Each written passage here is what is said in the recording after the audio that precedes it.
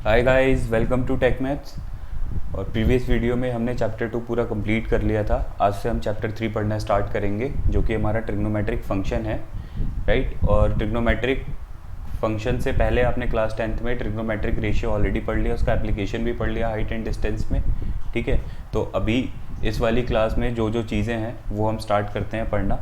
तो आप सबसे पहले ये समझ लीजिए, आई थिंक बहुत सारे लोगों को पता भी होगा, बहुत सारे लोगों को नहीं भी पता होगा कि जो ट्रिग्नोमेट्री है वो किन दो वर्ड से मिलके बना था, है ना।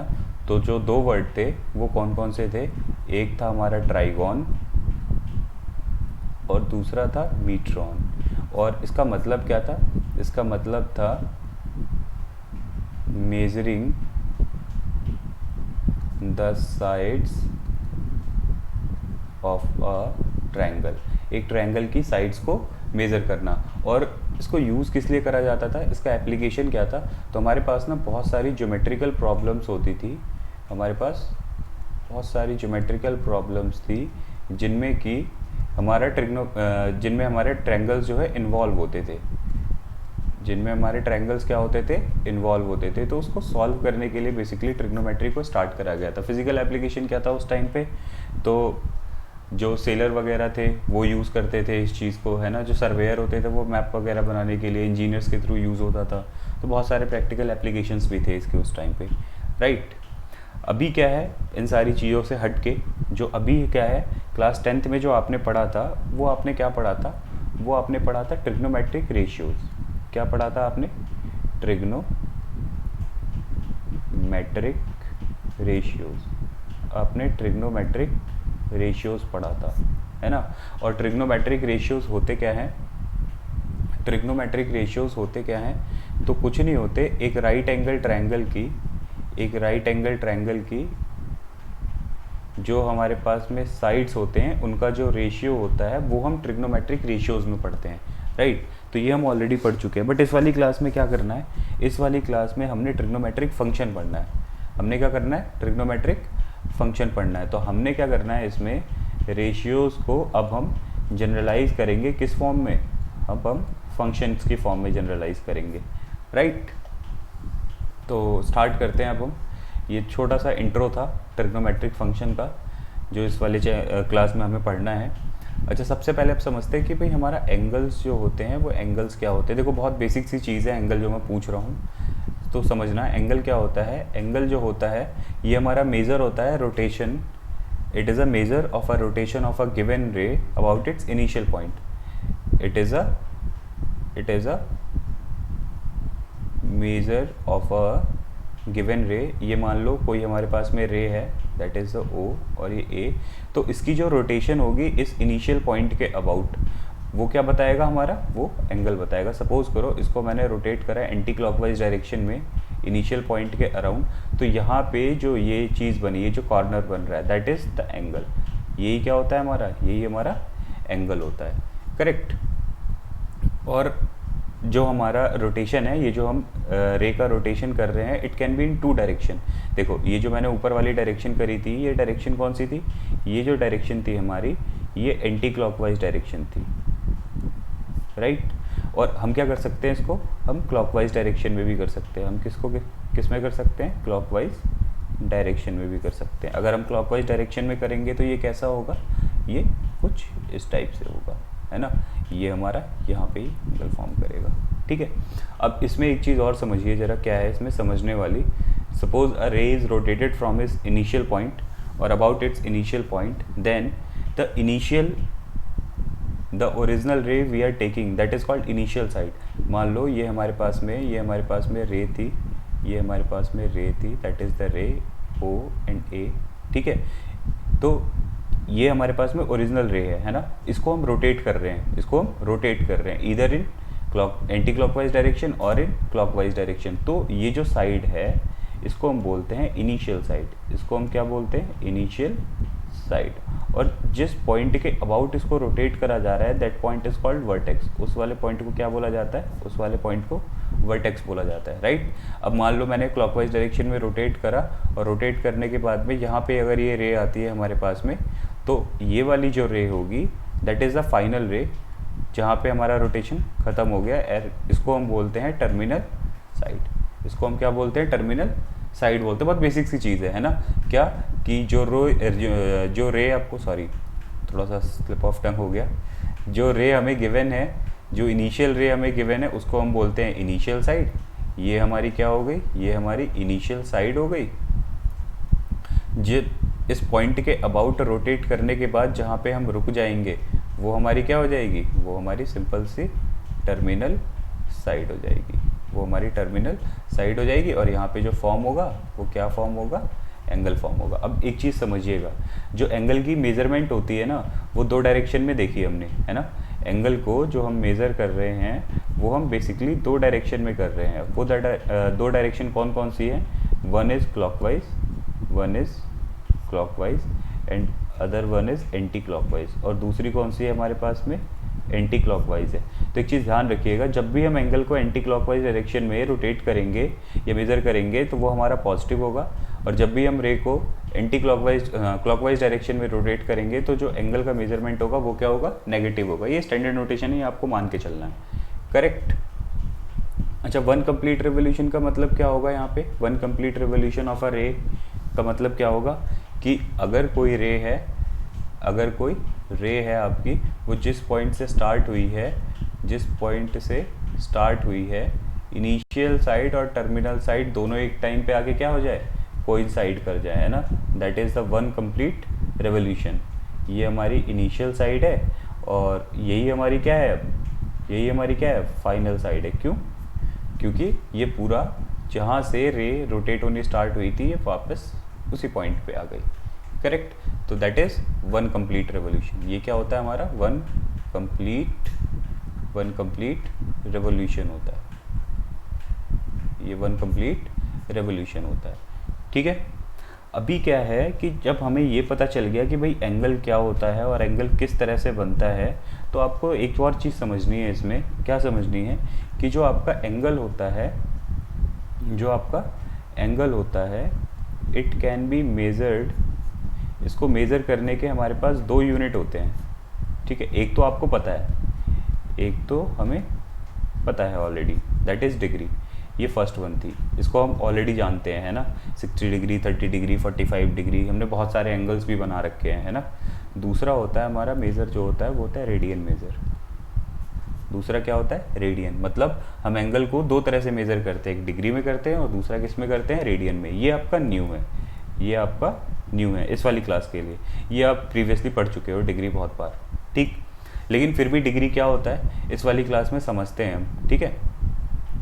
क्या है डिग्री को समझते हैं ज़रा। डिग्री स्टार्ट कर रहे हैं। What is degree. डिग्री ये होता है कि अगर एक रे को ये इनिशियल पॉइंट हो गया इसका रे का और ये हो गया, ठीक है। अगर एक रे को आप इनिशियल पॉइंट से या इनिशियल साइड से रोटेट करके फाइनल साइड पे लेके आते हो कंप्लीट, मतलब वन कंप्लीट रेवोल्यूशन में, तो इसका जो 360th पार्ट होगा, इस रेवोल्यूशन का जो 360th पार्ट होगा उसको हम बोलते हैं 1 डिग्री। इसको हम क्या बोलते हैं, 1 डिग्री, ठीक है। क्या है कि if the rotation is from initial side to terminal side then the 361/360th or the 360th part of the revolution is called 1 degree. उसको हम क्या बोलते हैं, उसको 1 डिग्री बोलते हैं, ठीक है। तो 1 डिग्री डिफाइन करना हो, देखो यहाँ पे डेफिनेशन दे भी रखी है इन्होंने। क्या है कि if a rotation from initial side to terminal side is 1/360th of a revolution. क्या कि जो तुम्हारी रोटेशन है इनिशियल साइड से फाइनल साइड की साइड, वो कितनी है, वो एक रेवोल्यूशन का 1/360th पार्ट है। ये पूरा तुम्हारा कंप्लीट रेवोल्यूशन है। ये जो मैं यहाँ दिखा रहा हूँ ये तुम्हारा ये पूरा कंप्लीट रेवोल्यूशन है। इसका कितना पार्ट, इसका 1/360th पार्ट जो होगा उसको हम क्या बोलेंगे, दैट इज़ द 1 डिग्री। उसी को हम क्या बोलते हैं, 1 डिग्री बोलते हैं, ठीक है। अच्छा, 1 डिग्री को डिनोट किस तरह से करा जाता है। डिग्री का साइन हमें बहुत अच्छे से पता है। डिग्री का साइन क्या होता है, ये हो गया आपका 1 and degree is denoted as this, ठीक है। अच्छा 1 डिग्री कॉन्स्टिट्यूट्स और या फिर 1 डिग्री रिप्रेजेंट्स, 1 डिग्री के अंदर कितने होते हैं, 1 डिग्री को और फर्दर मेज़र किस में करा जाता है, तो मिनट में मेज़र करा जाता है। तो 1 डिग्री है 60 मिनट्स, 1 डिग्री में कितने मिनट्स होते हैं, 60 मिनट्स होते हैं। And further 1 minute is equal to 60 second. और इसके बाद क्या है, 1 मिनट में कितने सेकेंड्स होते हैं, 60 सेकेंड्स होते हैं। अच्छा 1 degree is equal to, minute को डिनोट किससे करा जाता है, जस्ट अ सिंगल अपॉस्ट्रॉफी, ठीक है। एंड जो हमारा 1 मिनट में हमें लिखा हुआ है 60 सेकेंड, तो 60 सेकेंड को डबल अपॉस्ट्रॉफी, ये हो गया ये। तो ये जो सिंबल है ऊपर, ये किसका है, ये डिग्री का है ना। और अगर ऐसे लिखा हुआ है तो ये किसका हो गया आपका, ये मिनट का हो गया। और अगर ऐसे लिखा हुआ तो ये किसका हो गया हमारा, ये सेकंड्स का हो गया। करेक्ट। यहाँ तक अगर बात आ गई हो आप लोगों के समझ में तो आगे बढ़ते हैं। अच्छा अगर आपसे ये बोला जाए कि डिफाइन 30 डिग्री, कि 30 डिग्री बताओ, अगर डेफिनेशन लिखने के लिए बोल दे कि भाई 30 डिग्री की डेफिनेशन लिखो, कैसे डिफाइन करोगे 30 डिग्री को। तो देखो क्या था हमारा कि अगर जो रोटेशन है आपकी वो इनिशियल साइड से फाइनल साइड की साइड हो, और क्या हो 1 अपॉन, ये हमारा 1 डिग्री के लिए था ना, तो वो क्या हो 360th रेवोल्यूशन का, वो 1 अपॉन 360th रेवोल्यूशन का कौन सा पार्ट हो, 30th पार्ट हो, है ना। या आप इसको इस तरह से मत बोलो, आप इस तरह से नहीं बोलना चाहते तो आप ये बोल दो कि it is the 30th part of a revolution. ये क्या होगा, 30th पार्ट होगा हमारा किसका, रेवोल्यूशन का। क्या होगा ये, 30th पार्ट होगा किसका, हमारा रेवोल्यूशन का, है ना। It is the 30th part of the revolution, that is the 30 degree. ठीक, यहाँ तक चीज़ें आ गई होंगी समझ में। तो बहुत सारे डिग्रीज हमें पता ही है ऑब्वियसली, है ना। जैसे ये हमारा क्या हो गया, 360 डिग्री हो गया, पूरा कंप्लीट रेवोल्यूशन हो गया यहाँ पे, है ना। ये हमारा 180 डिग्री है, ये 270 है, ये हमारा 420 डिग्री है, ये -30 डिग्री है। क्यों -30 है, क्योंकि यहाँ पे जो हमारा रोटेशन है रे का वो किस डायरेक्शन में है, क्लॉकवाइज, और इन सब में किस में था, एंटी क्लॉकवाइज डायरेक्शन में था, राइट। तो वाइज डिग्री में तो इतना ही है।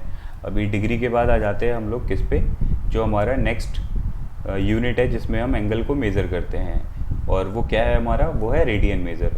रेडियन मेज़र को समझेंगे ध्यान से कि रेडियन मेज़र होता क्या है। हम क्या करते हैं रेडियन मेज़र को समझने के लिए कि we consider a unit circle. हम क्या करते हैं, एक यूनिट सर्कल कंसीडर करते हैं, ठीक है। हमने क्या करा, एक यूनिट सर्कल कंसीडर करा, let's consider a unit circle. हमने एक यूनिट सर्कल कंसीडर करा, और क्या करते हैं, यूनिट सर्कल का मतलब क्या हो गया कि इसका रेडियस कितना होगा, इसका रेडियस 1 होगा।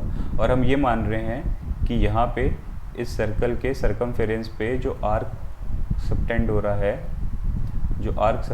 है, वो भी कितना है, वो भी हमारा, ये हमारा 1 सेंटीमीटर है, ये हमारा सेंटर है, ठीक है। तो ये जो आर्क है हमारा 1 सेंटीमीटर का, इसके थ्रू जो यहाँ पे एंगल सबटेंडेड होगा वो हमारा क्या होगा, 1 रेडियन होगा। वो क्या होगा हमारा, 1 रेडियन होगा। तो हम इसको किस तरह से डिफाइन कर सकते हैं कि the angle subtended bye an arc of 1 centimetre या 1 यूनिट एट द सेंटर, या at the centre of a unit circle, at the centre of a unit circle. कैसे बोल सकते हैं इसको कि the angle subtended bye an arc of 1 unit at the centre of a unit circle is called 1 radian. उसी को हम क्या बोलते हैं, 1 रेडियन बोलते हैं। मतलब 1 यूनिट के आर्क के थ्रू यूनिट सर्कल के सेंटर पे जो एंगल सबटेंड होगा उसको हम क्या बोलते हैं, 1 रेडियन बोलते हैं। नाउ कंसीडर एज, जैसे इसमें इन्होंने दिखा रखा है, जैसे मान लो कि अब आपका यूनिट सर्कल ही है, बट यहाँ पे जो आर्क लेंथ है वो कितनी यूनिट हो गई आपकी, 1 होल 1/2 यूनिट हो गई। तो जो यहाँ पे सेंटर पे जो एंगल सबटेंडेड होगा वो कितना रेडियन होगा, उतना ही रेडियन होगा जितनी कि इसकी आर्क लेंथ है ना। बात आई समझ में। अब मैं अगर आपसे ये बोलूँ, जैसे यहाँ पे हम लिख लेते हैं, क्या था यहाँ पे मेरा रेडियस है ना, यहाँ पे मेरे पास में क्या है, यहाँ पे मेरे पास में आर्क लेंथ है, और यहाँ पे मेरे पास में क्या है, यहाँ पे मेरे पास में एंगल है। मैंने बोला कि मेरे पास unit radius unit arc length, तो मेरा एंगल कितना, 1 radian. Angle is what, 1 radian. ठीक है। अब अगर मैं बोलूँ कि रेडियस यूनिट सर्कल ही है, यूनिट सर्कल, इसका मतलब ये तो है नहीं कि आर्क लेंथ आपका बढ़ेगा नहीं, आर्क लेंथ ऑब्वियसली बढ़ेगा, है ना, जब हम आगे की साइड बढ़ेंगे। एग्जाम्पल के लिए जैसे मैं बोलता हूँ कि मेरा ये यूनिट सर्कल ही है, ये मेरा यूनिट सर्कल ही है सेंटर पे, ये सेंटर से, लेकिन अभी जो आर्क लेंथ है इसकी वो कितनी यूनिट है, ये जो आर्क लेंथ है वो कितनी यूनिट है, I am saying here it is 3 units, it is 3 units, right. और सर्कल कैसा है, सर्कल यूनिट सर्कल ही है, तो यहाँ पे जो एंगल सबटेंडेड होगा वो कितना होगा आपका, वो होगा 3 रेडियन। वो कितना होगा, 3 रेडियन। ठीक है। तो इसका मतलब क्या कि यूनिट सर्कल ही है हमारे पास में, लेकिन अगर हमारा आर्क लेंथ 2 होगा तो यहाँ पे रेडियन कितना हो जाएगा, एंगल कितना हो जाएगा, 2 रेडियन, है ना। यूनिट सर्कल ही है, अगर हमारी आर्क लेंथ कितनी हो जाए, 9, तो यहाँ पे जो एंगल है वो कितना हो जाएगा, 9 रेडियन हो जाएगा। ये बात आ रही है आप लोगों को समझ में, है ना। तो अगर हम बात करें किसकी, एक कंप्लीट रिवोल्यूशन की, मतलब मैं अब जो आर्क लेंथ है, अभी तक तो मैं क्या ले रहा था, हाफ ब्रेक करके ले रहा था ना। पहले 1 लिया मैंने, फिर हाफ 1.5 लिया, फिर उसके बाद 2 लिया, 9 लिया। इफ आई एम सेइंग कि मेरा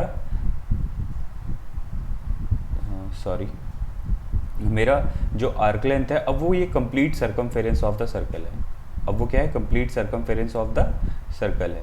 तो इस सर्कमफेरेंस के थ्रू इस सेंटर पे जो एंगल डिस्क्राइब होगा रेडियन में, फिर वो कितना होगा, वो हमारा 2 पाई होगा, क्योंकि अभी भी क्या है, ये अभी भी यूनिट सर्कल है, अभी भी क्या है, ये यूनिट सर्कल है ना। और यूनिट सर्कल के जो आर्क लेंथ होगी वही उसका क्या होगा, वही उसका सेंटर पे सबटेंडेड एंगल भी होगा, राइट। तो अगर हम इसे जनरलाइज करें तो मैं ये बोलूँगा कि अगर मेरा यूनिट सर्कल है और अगर ये आर्क लेंथ हमारी 2 पाई हो गई, तो हमारा जो सेंटर पे सबटेंडेड एंगल है वो भी कितना हो जाएगा, 2 पाई हो जाएगा, राइट। अच्छा, ये पता है ना, circumference of the circle is 2 pi r, circumference of the circle is 2 pi r, और यहाँ पे आपका रेडियस 1 है, इसलिए मैंने बोला कि सर्कमफेरेंस की वैल्यू आपकी कितनी हो जाएगी, 2 पाई हो जाएगी। ठीक है। तो अगर आपकी आर्क लेंथ आर है, ठीक है, और आपका रेडियस भी आर है, तो उस वाले केस में एंगल कितना होगा, उस वाले केस में होगा आपका 1 रेडियन। अच्छा, यहाँ से एक चीज़ तो हमें समझ में आ गई होगी, इतनी जो चीज़ें हमने देखी यहाँ से लेके यहाँ तक, क्या चीज़ समझ में आ रही होगी कि हमारा जो भी एंगल निकल रहा है ना, वो कैसे निकल रहा है। तो हम क्या कर रहे हैं, जो हमारा आर्क लेंथ है, हम उसको डिवाइड कर दे रहे हैं, किससे डिवाइड कर दे रहे हैं, बार बार रेडियस से डिवाइड कर दे रहे हैं, तभी ये सारी चीज़ें पॉसिबल हो पा रही है ना। इसका मतलब क्या कि अगर हमारे पास में एक सर्कल है जिसका रेडियस r है और एक आर्क लेंथ है सर्कमफेरेंस पे विच इज़ l, देन वहाँ पे जो एंगल आपका सबटेंडेड होगा वो एंगल कितना होगा रेडियन में, वो होगा आपका आर्क लेंथ अपॉन में radius, and that is your angle. ये हमारा क्या है, ये हमारा एंगल है। ठीक है। तो यहाँ से एक फॉर्मूला डिराइव होता है हमारा, क्या कि जो आपका एंगल होता है वो क्या होता है आपका, तो वो होता है आर्क लेंथ अपॉन में रेडियस, आर्क लेंथ अपॉन में radius. And what is angle, angle is theta, arc length is L, radius is, ठीक है। और चाहो तो आप इसको क्रॉस मल्टीप्लाई करके यहाँ से एक और फॉर्मूला लिख सकते हो, क्या कि L is equal to r theta. मैं बताऊँगा ये वाला जो फॉर्मूला है ना, ये आपने क्लास 10th में पढ़ा है ना। मैं आपको दिखाऊंगा आपने कैसे पढ़ा है ये क्लास 10th में, थोड़ा सा मैं ब्रीफ कर दूंगा इसको। आपने एक फॉर्मूला पढ़ा होगा क्लास 10th में, जब हम आर्क लेंथ निकालते थे एरिया रिलेटेड टू सर्कल में, उसी से रिलेट करके दिखाता हूँ मैं आपको ये फॉर्मूला आया कैसे। एरिया रिलेटेड टू सर्कल में आपने फॉर्मूला पढ़ा होगा क्या, कि मान लो ये सेंटर है और सेंटर पे किसी के थ्रू एंगल सबटेंडेड है थीटा, इसका रेडियस है आर, और अगर ये हमें आर्क लेंथ ए बी निकालनी है, if we have to find the arc length of A B, तो इसका फॉर्मूला क्या होता था, इसका फॉर्मूला होता था थीटा ओवर 360 इंटू में 2 पाई आर। यही होता था ना फॉर्मूला इसका, करेक्ट है ना, बिल्कुल। इसको याद रखना, मैं इसको रिलेट करके दिखाऊंगा आपको, है ना, कि ये फॉर्मूला कैसे निकला है आपका। ठीक है, बस थोड़ा सा रुक जाइए, इस पर हम वापस आएंगे। ठीक है। अभी आई होप रेडियन आपको समझ में आया होगा, है ना। अभी क्या है, अच्छा हमने दो चीज़ें तो पढ़ ली कि एंगल को दो टाइप से मेज़र करा जाता है, डिग्री में भी मेज़र करा जाता है और रेडियन में भी मेज़र करा जाता है। तो हमारे दिमाग में एक और क्वेश्चन आता है, क्या इन दोनों में कोई रिलेशन है? बिल्कुल है, ऑब्वियसली रिलेशन है, क्योंकि दोनों ही क्या कर रहे हैं, दोनों ही एंगल को बता रहे हैं, है ना। तो रिलेशन कैसे निकालेंगे इसका, बहुत सिंपल सा है, समझो। देखो, जब एक रे जो है पूरा कंप्लीट रिवोल्यूशन लेती है तो हमने क्या पढ़ा, वो कितना एंगल सबटेंड करती है सेंटर पे, वो करती है 360 डिग्री। और हमने पढ़ा कि एक यूनिट सर्कल कि अगर आर्क लेंथ 2 पाई हो जाए तो वहाँ पे सेंटर पे जो एंगल सबटेंडेड होता है वो भी कितना होता है, वो भी हमारा 2 पाई रेडियन होता है ना। इसका मतलब क्या कि 360 डिग्री जो है हमारा वो 2 पाई रेडियन के इक्वल होता है। That is the degree and that is radian. देखो, रेडियन के साथ में रेडियन लिखा नहीं जाता है, it is simply written as this. हम 2 पाई रेडियन नहीं लिखेंगे, it is always written as 2 pi, right. इसका मतलब क्या कि हमें ये चीज़ तो समझ में आ गई कि भाई हमारा जो 2 पाई है वो 360 डिग्री के इक्वल होता है ना। तो इट मीन्स व्हाट, पाई किसके इक्वल होगा आपका, तो पाई हो गया आपका 180 के इक्वल। तो पाई बाई 2 किसके इक्वल होगा आपका, तो पाई हो गया आपका 90 डिग्री के इक्वल, राइट। तो पाई बाई 3 किसके इक्वल हो गया आपका, तो पाई बाई 3 मतलब पाई को 3 से डिवाइड करो, मतलब इधर भी 3 से डिवाइड हो जाएगा, तो इट विल बी 60 डिग्री। अगर आप बात करो पाई बाई 6, तो पाई बाई 6 इज़ 30 डिग्री, है ना। अगर आप बात करो पाई बाई 4, तो ये कितना हो जाएगा आपका 45 डिग्री। अगर आप बात करो 2 पाई बाई 3 का मतलब कितना कि 180 को 2 बाई 3 से मल्टीप्लाई करो, तो 3 से ये कट के 60 और 60 टू ज़ा 120 डिग्री, है ना। अगर आप बात करो 3 पाई बाई 2, तो ये कितना हो गया 270 डिग्री हो गया। तो देखो, ये एंगल्स डिग्री में तो हमें पता थे कि डिग्री में क्या क्या होते हैं। अब हमें ये भी पता चल गया कि इन एंगल्स को डिग्री से रेडियन में कैसे लिखा जाता है ना। डिग्री से रेडियन में कैसे लिखा जाता है, राइट। पता चल गया ना कि 30 डिग्री पाई बाई 6 होता है, 45 degree pi by 4, 60 degree pi by 3, 90 degree pi by 2, 180 degree pi, 270 degree 3 pi by 2 and 360 degree is 2 pi, correct. अच्छा, यहाँ से दो रिलेशन और निकलते हैं जो आपको याद रखने हैं, और ये भी चीज़ें याद रखनी है। ये जो डिग्री टू रेडियन में चीज़ें लिखी जाती हैं, ये आप जब या तो आप याद कर लो इसको, वैसे याद करने का फ़ायदा नहीं है क्योंकि अभी हम इतनी बार करेंगे इसको तो ये वैसे ही चीज़ें याद हो जानी है ना। तो हमें एक चीज़ याद रखना है। अब क्या याद रखना है हमें, कि हमें पता है कि जो हमारा 2 पाई था ना, वो हमारा किसके इक्वल था, तो 2 पाई हमारा जो है 360 के इक्वल था, वी ऑलरेडी नो, है ना। तो हम कोशिश करते हैं कि ऐसा भी तो हो सकता है कि हमें एंगल का कन्वर्जन करना पड़े। एंगल के कन्वर्जन से मतलब अगर आपको एंगल डिग्री में दे रखा है तो रेडियन में चेंज करना पड़े, और रेडियन में दे रखा है तो किस में चेंज करना पड़े, डिग्री में चेंज करना पड़े। तो कैसे करोगे इसे, तो देखो बहुत सिंपल सी चीज़ बताता हूँ मैं आपको इसको कैसे। यूनिटरी मेथड सबको याद होगा, सबको पता है, सबने पढ़ा है, बचपन से पढ़ते आ रहे हैं यूनिटरी मेथड, है ना। हमें यहाँ से एक चीज़ तो समझ में आई कि भाई हमारा pi is equal to 180 degree है, राइट। तो दो चीज़ समझ लो ज़रा, अगर मैं यहाँ से 1 रेडियन की वैल्यू निकालूँ तो 1 रेडियन की वैल्यू कितनी आएगी मेरे पास में, 180 डिग्री अपॉन पाई आएगी, क्या आएगी ना, करेक्ट है ना ये चीज़। अच्छा, और अगर मैं यहीं से 1 डिग्री की वैल्यू निकालूँ तो 1 डिग्री की वैल्यू क्या आएगी, 1 डिग्री की वैल्यू आएगी ना पाई अपॉन 180 डिग्री। ये चीज़ तो आई पास समझ में। अब एक चीज़ समझना, अगर आपको कन्वर्जन करना है डिग्री टू रेडियन, किस में कन्वर्ट करना है आपको, डिग्री से रेडियन में, तो आपको पता होना चाहिए कि 1 degree is equal to how many radians. आपको क्या पता होना चाहिए कि 1 degree is equal to how many radians. तो उसमें आप क्या करोगे, उसमें आप ये करोगे कि जो आपका रेडियन मेज़र होगा, जो आपका रेडियन में एंगल आएगा वो कितना आएगा, तो उसको आप मल्टीप्लाई करोगे पाई अपॉन 180 डिग्री इंटू जो यहाँ पे डिग्री में आपका एंगल दिया होगा, डिग्री मेज़र। बात आई समझ में, ये रेडियन मेज़र में निकालने के लिए था, करेक्ट। देखो हमें पता है 1 डिग्री में इतना होता है, तो जितने में भी पूछा जाए कि भाई जैसे हमसे पूछ लिया 30 डिग्री में कितना रेडियन होगा, तो सिंपली यहाँ पे क्या वैल्यू रख देनी है, 30 रख देनी है, ठीक है। उसके बाद क्या है कि अगर आपसे पूछा जाए कि आपका रेडियन टू डिग्री में क्या चेंज आने वाला है, तो रेडियन टू डिग्री में जो चेंज आने वाला है वो क्या है कि डिग्री मेज़र हमें निकालना है, डिग्री मेज़र हमें निकालना है। तो उसके लिए क्या करेंगे हम, तो भाई हमें ये पता होना चाहिए कि 1 रेडियन में कितनी डिग्री होती हैं। तो 1 रेडियन में कितनी डिग्री होती हैं, 180 अपॉन पाई। कितनी डिग्री होती है, 180 अपॉन में पाई डिग्री।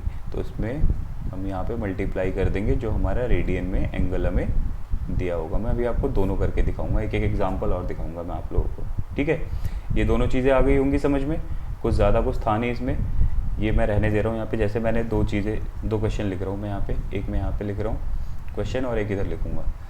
जो मैं क्वेश्चन यहाँ लिख रहा हूँ वो क्वेश्चन ये है कि कन्वर्ट 30 डिग्री इंटू रेडियन,